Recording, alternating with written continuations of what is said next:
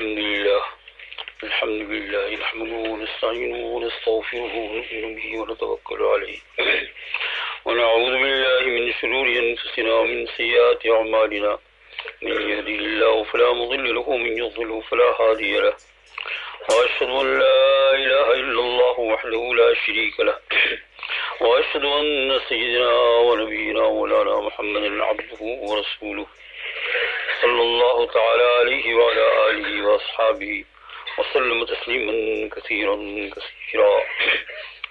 إن الله وملائكته يصلون على النبي يا أيها الذين آمنوا صلوا عليه وسلموا تسليما. اللهم صل على سيدنا ونبينا مولانا محمد وعلى آل سيدنا ونبينا مولانا محمد وبارك وسلم. مولاي صل وسلم دائما أبدا على حبيبك خير الخلق كلهم هو الحبيب الذي ترجى شفاعته لكل حول من الأهوال الصحيح.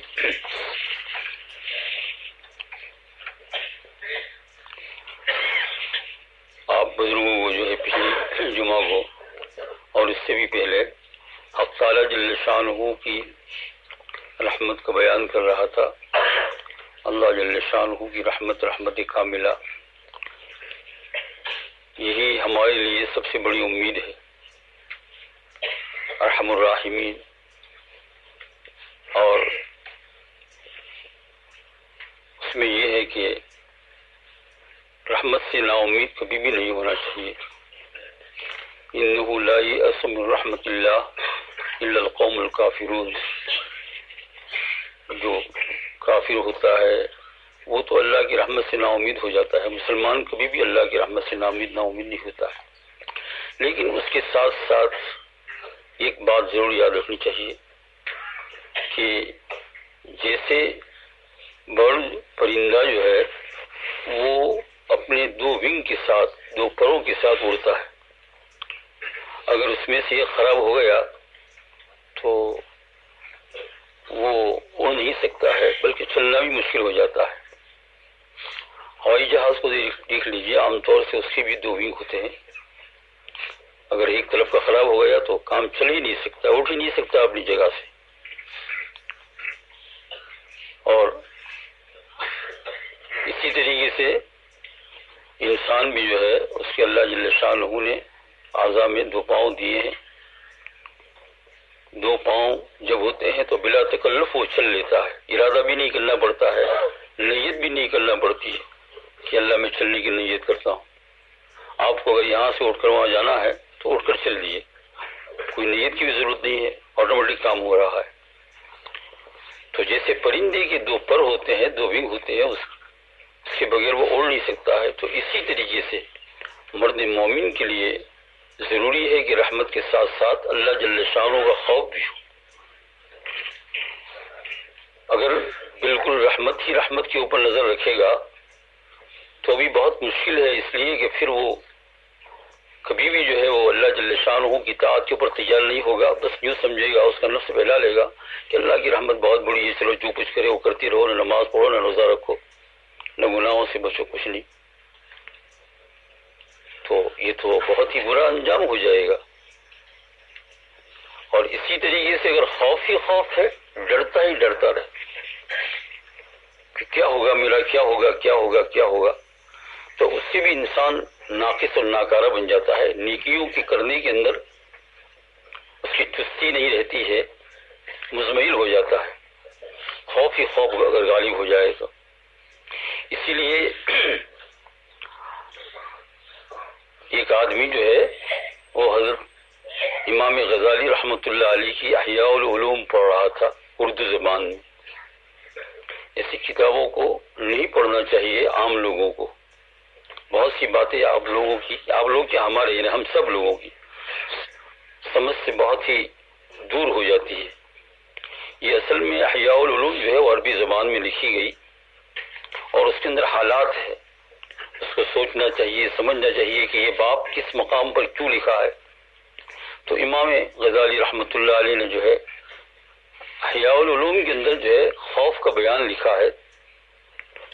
تو ایک آدمی نے اسی کو پڑھا اور پڑھنے کے بعد جو ہے اتنا خوف پیدا ہوا کہ رحمت سے نا امید ہونے لگا کہ اب تو میرا کچھ بننے کا نہیں، کچھ ہونے کا نہیں.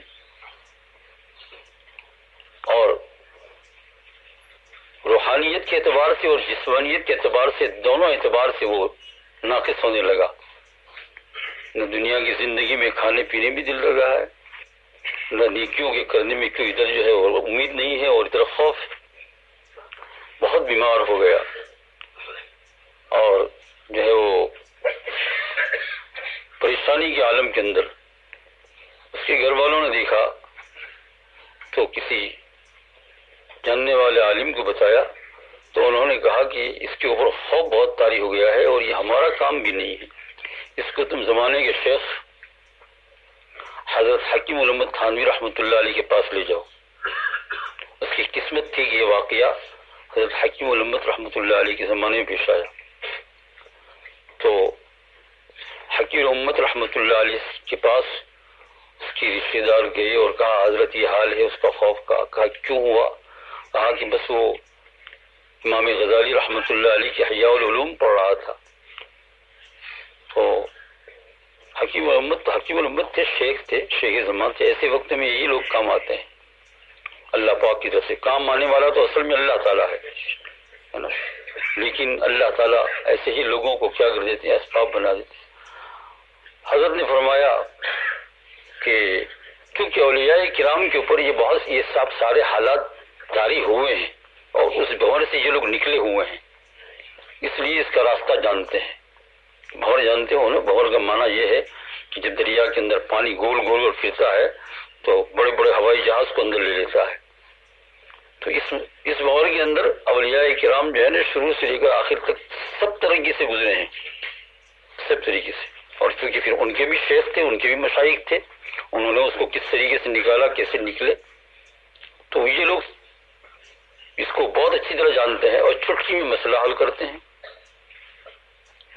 یہ چھوٹا موٹا ڈاکٹر ہو، جسمانی کوئی بیماری ہو جائے تو اس کا کام نہیں ہے، لیکن سول سرجن بڑا ڈاکٹر ہو تو اس کے پاس جو ہے اس کا علاج ہوتا ہے۔ آپ دنیا کے اندر علاج معالجے میں دکھتے ہی رہتے ہیں۔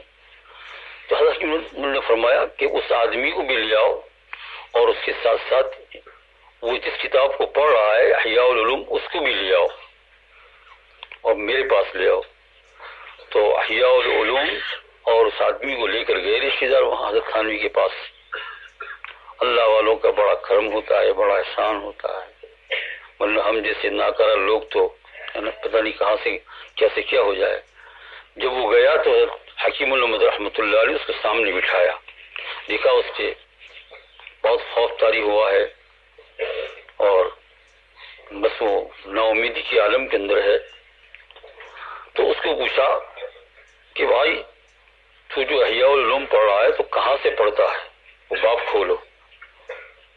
تو اس نے بتایا، اور خوف کا بیان اس نے پڑھا، رجا کا بیان پڑھا نہیں تھا، رجا من امید، خوف کا بیان پڑھا۔ کہا کیا پڑھا تو نے؟ تو کہا یہ پڑھا۔ اور عجیب ہے، احیاء العلوم کے اندر جب خوف کا بیان آتا ہے تو آدمی کانپنے اور تھر تھرنے لگتا ہے۔ خوب سوچ لو، ہے نا، ہمارے پاس حضرات جو ہے وہ کتابوں کے بہت شوقین ہوتے ہیں، ہے نا، بہت شوقین ہوتے ہیں، لیکن کتابوں کو کھولنے سے پہلے آپ کو دیکھ لینا چاہیے کہ یہ کتاب ہماری استعداد کے مطابق ہے یا نہیں۔ خاص کر کے فن تصوف کی کتابیں بہت سوچ سمجھ کر کھولنا چاہیے۔ آج بھی ہمیں ڈر لگتا ہے۔ تو کھولا اس نے تو خوف کا بیان تھا۔ حضرت کی توجہ، اور حضرت نے کہا کہ اچھا تم ایسا کرو، یہی اردو احیاء العلوم جو ہے نا، آپ کے گھروں میں بھی رکھی ہوگی، لیکن سوچنا کبھی، امام غزالی ہے۔ تو وہ کہا کہ اس کو آپ کھولو، کتاب الرجا، امید کا بیان کھولو، اور اس میں کہا اس کو پڑھو، پڑھتے جاؤ۔ حضرت نے اس پر توجہ بھی کی، اور جو جو پڑھ رہا تھا اس کو سمجھاتے رہے، اس کو سمجھاتے رہے، اس کو سمجھاتے رہے۔ آپ یقین کیجئے کہ اسی بیٹھک کے اندر، اسی مجلس کے اندر اس آدمی کا رنگ بدل گیا، خوشی کے ساتھ، خوشی کے ساتھ۔ فرمایا تم کس خیال کے اندر ہو؟ حضور اکرم صلی اللہ علیہ وسلم کے چچا کو شہید کرنے والا ہے، قاتل شہید کرنے والا ہے، اس کی اللہ جل شانہ نے مغفرت کا قرآن پاک میں اعلان فرما دیا۔ تمہیں پتہ نہیں اللہ جل شانہ قرآن پاک میں کیا کہتے ہیں؟ تم احیاء العلوم امام غزالی کی رکھتے ہو، لیکن وہ یہ آسمانی کتاب ہے جو حضور صلی اللہ علیہ وسلم پر نازل ہوئی ہے۔ امام غزالی اسی کی تشریح کرتے ہیں، لیکن اس کو یہ پڑھنے کا طریقہ نہیں ہے جو تم پڑھتے ہو، اس کو اس طریقے سے پڑھو کہ کوئی تمہارے سامنے بیٹھا ہوا ہو۔ فرمایا آپ دیکھو قرآن پاک میں اب تعالیٰ جل شانہ کیا فرماتے ہیں، اللہ جل شانہ یہ فرماتے ہیں سب سے بڑی رحمت کی آیت، فرمایا کہ قل یا عبادی الذین اسرفوا علی انفسہم لا تقنطوا من رحمت اللہ، اللہ کی رحمت سے نا امید نہ ہو، اس کے اندر یہ ہے اور فرمایا اور جگہ پڑھو انما التوبۃ علی اللہ للذین یعملون السوء بجہالۃ ثم یتوبون من قریب فاولئک یتوب اللہ علیہم وکان اللہ غفورا رحیما۔ تم لوگ ایمان کے کلمے کے ساتھ جو بھی گناہ کرو گے، گناہ کرنے کے بعد تم توبہ کر لو گے جب تمہارے دل میں خوف آئے گا، تو فرمایا اللہ جل شانہ اس گناہ کو تمہارے نامہ اعمال کے اندر سے مٹا دے گا، ختم کر دے گا، اور ختم بھی کیسا کر دے گا جیسا کہ تیسرے پارے میں آیا ہے۔ یہ آیت دعا میں پڑھا کرو، واعف عنا واغفر لنا وارحمنا انت مولانا فانصرنا علی القوم الکافرین۔ یہ خاص مغفرت کی دعا ہے، چکنا نہیں، غالباً سب کو یاد ہے، نماز کے بعد پڑھا کرو اس کو۔ ربنا لا تؤاخذنا ان نسینا، یا اللہ ہماری پکڑ مت کر اگر ہم بھول جاوے، او اخطانا ہم غلطی کر جاوے۔ ربنا ولا تحمل علینا اصرا کما حملته على الذین من قبلنا، پہلے لوگوں کے اوپر جو بوجھ ڈالا ہے وہ ہم پر نہ ڈال۔ ولا تحملنا ما لا طاقت لنا به، جس کی ہمیں طاقت نہیں ہے وہ ہمارے اوپر مت ڈال۔ واعف عنا واغفر لنا، ہم کو معاف فرما، ہماری مغفرت فرما، وارحمنا، اور تو کیا کر ہمارے اوپر رحم فرما۔ تو علامہ آلوسی رحمۃ اللہ علیہ حروف المعانی کے اندر اس آیت کی تفسیر کرتے ہوئے ارشاد فرماتے ہیں، احیاء العلوم کے اندر اس آیت کی تفسیر کرتے ہوئے فرمایا یہ تین لفظ جو ہے اس کے اندر ہے، واعف عنا واغفر لنا وارحمنا، اس میں یہ ہے کہ واعف عنا ایک مرتبہ کہا یہ اللہ ہمیں معاف فرما، وہ فر لنا جب کہتا ہے ہماری مغفرت فرما، تو حق تعالیٰ جل شانہ وہ گناہ پہلے واعف عنا میں اس کے نامہ اعمال سے مٹا دیتے ہیں، اور دوسری مرتبہ جب کہتا ہے وغفر لنا کہ میری مغفرت فرما، تو فرمایا کرامن کاتبین کو بھی بھلا دیتے ہیں، اس کو بھی یاد نہیں رہتا ہے، اور پھر آخر پھر کہتا ہے ورحمنا، یہ اللہ جب صاف ہو گیا تو کچھ رحمت کی عطا فرما، تو اللہ تعالیٰ نیکیوں کی اس کے پاس جو ہے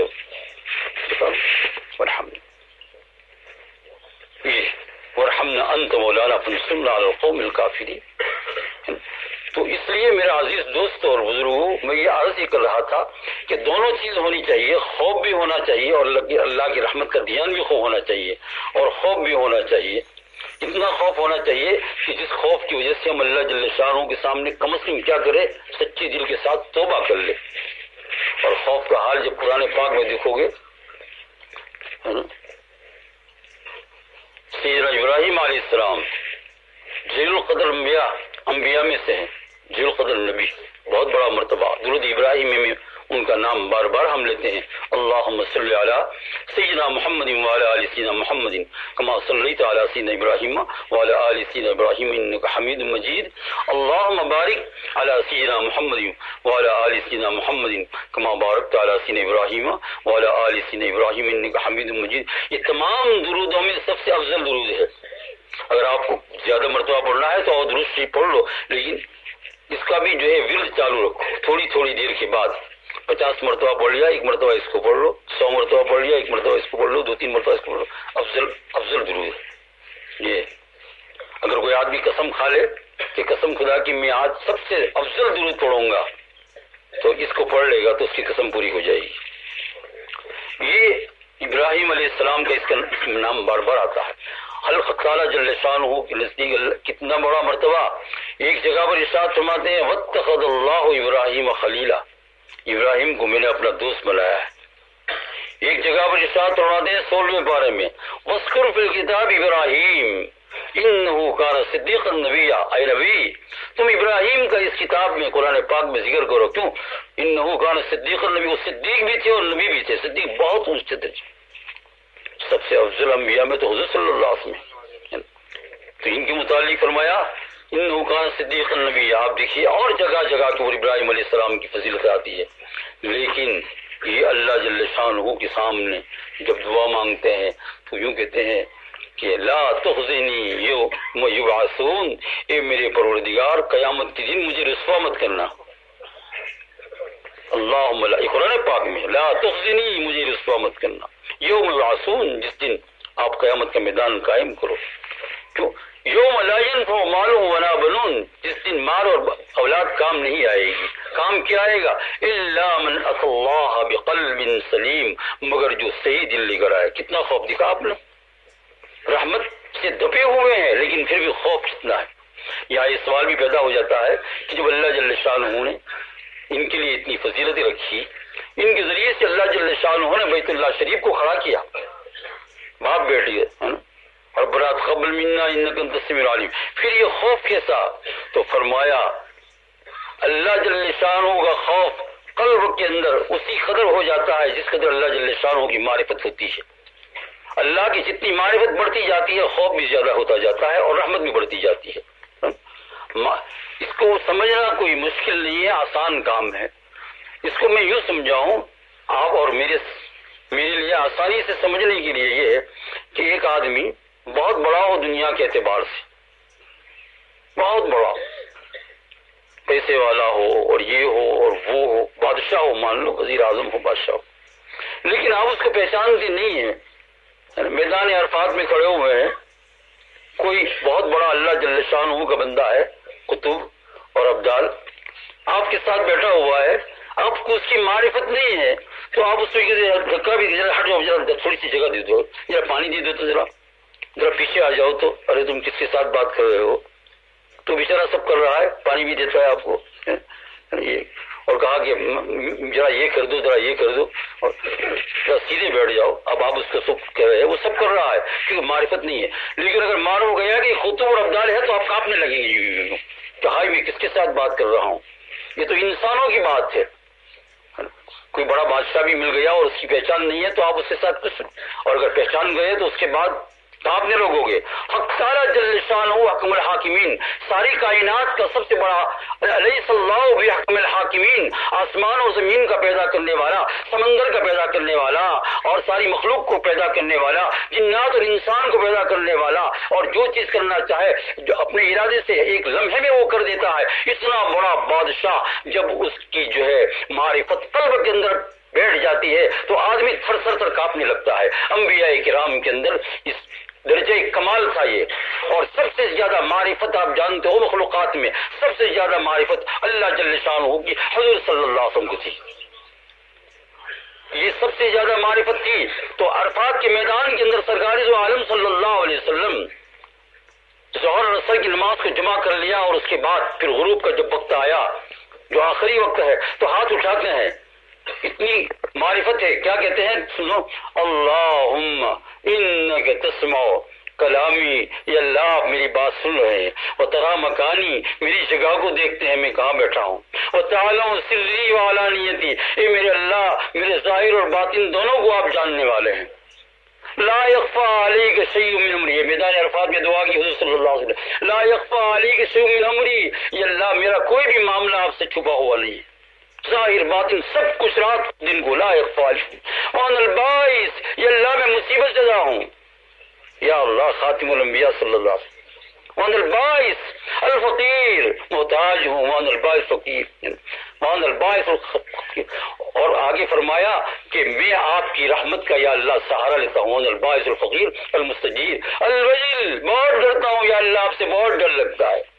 حضور دیکھیے آپ، الوجل المشفق، یا اللہ میں بہت ڈرتا ہوں، الوجل المعترف بذنبی، میرے مولا میں اپنے تمام گناہوں کا اقرار کرتا ہوں۔ اللہ اللہ، دیکھیے آپ نے یہ کمال درجے کی معرفت کس کو تھی اس لوگ، المعترف بذنبی، یا اللہ میں اپنے گناہوں کا اقرار کرتا ہوں، معصوم اللہ کے دربار میں، سید الانبیاء اسألوک مسألۃ المسکین، یا اللہ میں مسکین غریب ہوں تیرے دربار میں آیا ہوں، اسألوک مسکین، وابتہل الیک ابتہال المذنب الذلیل، میں گنہگار ہوں میں ذلیل ہوں یا اللہ تیرے دربار میں آیا ہوں۔ کون؟ سرکار دو عالم صلی اللہ علیہ وسلم، کلیجہ ہمارا پھٹ جاتا ہے، نکل جاتا ہے. المسلم الذلیل وادعوک، اور تجھ سے دعا کرتا ہوں، تجھ سے مانگتا ہوں. دعا الخائف الضریر، اس آدمی کی دعا کرنے کے مانند کہ جو آدمی خوف زدہ ہو. یا اللہ میں بہت خوف زدہ ہوں. وادعوک دعا الخائف. اور یا اللہ میرے آنسو بہ رہے ہیں. اس وقت حضور صلی اللہ علیہ وسلم کی آنکھ مبارک سے آنسو بہ رہے تھے. وادعوک دعا الخائف الضریر. اور فاضت لك عبرته، آنسو بہ رہے ہیں میرے. وفاضل لکھو وذل لك جسمه، میرا بدن تیرے سامنے یا اللہ گرا ہوا ہے. ورغم لك انفه، میری آنکھ سے مٹی پر لگی ہوئی، میری ناک جو ہے مٹی پر لگی ہوئی ہے.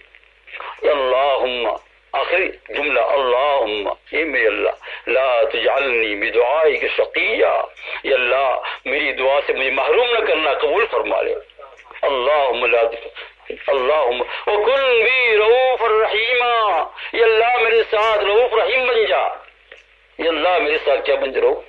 یا خیر المسئولین، سب سے بڑا رحمت والا جس کے پاس ہم مانگتے ہیں. یا اللہ تو سب سے بڑا ہے اور تو ہی جو ہے بہترین درجے کا دینے والا ہے. اللہم الیک اشکو ضعف قوتی، یا اللہ میں اپنی کمزوری کا اقرار کرتا ہوں. میرے دوست اور بزرگوں، یہ کمال معرفت حق تعالی جل شانہ. تو ابراہیم علیہ السلام اور سرکار دو عالم صلی اللہ علیہ وسلم. اس لیے میرے دوست اور بزرگوں، یہ دونوں چیز ہونی چاہیے. گناہ سے انسان برباد نہیں ہوتا ہے، گناہ سے برباد نہیں ہوتا ہے، لیکن گناہ کرنے کے بعد بے خوف ہو جاتا ہے تو بربادی. گناہ کرنے کے توبہ، یہاں سے کیا معلوم ہوا کہ توبہ ہر وقت جزو لازم ہے. ہر نماز کے بعد تھوڑی دیر بھی توبہ تو کر لینی چاہیے. جیسے میں نے یہ آیت آپ کو بتائی، ربنا میں نے اللہ نے بتائی ہے، لیکن اس وقت میں نے اس کی نشاندہی کی قرآن پاک میں، ربنا لا تؤاخذنا. اور ذرا تھوڑا سا اپنی زبان کے اندر بھی یا اللہ معاف فرما دیجئے، یا اللہ معاف فرما دیجئے. میرے دوست اور بزرگوں، جو آدمی توبہ کو لے کر اللہ جل شانہ کے یہاں جائے گا وہ کبھی بھی ناکامیاب نہیں ہوگا. اس کا اللہ جل شانہ گناہ معافی فرمائے. فرمایا کہ جو آدمی توبہ کرتا رہتا ہے اللہ جل شانہ سے اس کا کنیکشن اور تعلق باقی رہتا ہے، کنیکشن اور تعلق باقی رہتا ہے. اس لیے میرے بھائیو، دوست اور بزرگوں، یہ دونوں چیزیں. کبھی کبھی ایسا ہو جاتا ہے کہ کچھ پڑھ لیا تھوڑا سا تو ہم بے خوف ہو جاتے ہیں. نہیں، ہمارا پڑھنا حضور کا دیکھو صلی اللہ علیہ وسلم. آپ دیکھیے تو صحیح کس طریقے سے دعا مانگتے ہیں. وہ وہی بات ہے کہ اللہم مغفرتک اوسع من ذنوبی. جب نا امیدی چھائے تو یوں کہے تیری رحمت بہت بڑی ہے، میرے گناہ سے بہت بڑی ہے. اور جب اپنے اعمال کے اوپر نظر جائے تو بے خوف نہ ہو جائے، ہے نا، بلکہ یوں کہے کہ مولا کریم میرا چھٹکارا ہوگا آپ کی رحمت سے ہوگا. اس طریقے سے دونوں ونگ کے ساتھ، دونوں پر کے ساتھ زندگی گزارتے رہیے. کوئی گناہ ایسا نہیں ہے جس کو اللہ تعالیٰ معاف کرنے کو منع کرتا ہے، کچھ نہیں ہے. صرف ایک گناہ ہے کہ اگر دنیا کے اندر اس کی توبہ نہیں کی تو اللہ معاف نہیں کرے گا. اس کی بھی اگر دنیا میں توبہ کر لی تو معاف کر دے گا. تو اب کوئی گناہ ہی نہیں رہا. ان اللہ لا یغفر ان یشرک بہ ویغفر ما دون ذلک لمن یشاء. اللہ جل شانہ شرک کے علاوہ تمام گناہوں کو معاف فرما دے گا. اس لیے دونوں چیز کو لے کر چلے. اللہ تعالیٰ مجھے آپ سب کو توفیق عطا فرمائے. سبحان اللہ وبحمدہ، سبحان اللہ والحمد للہ.